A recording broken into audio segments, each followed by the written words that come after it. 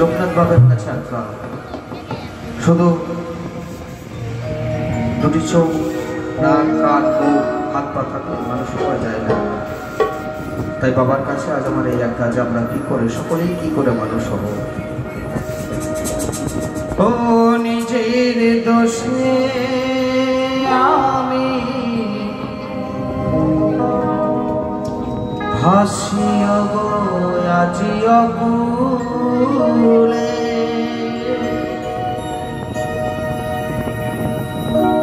নিজের দোষে আমি ভাসিও গো আজিও ভুলে।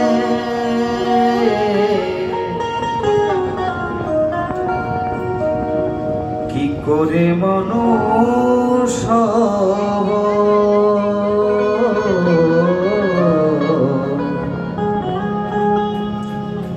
দাও বাবা আমাকে।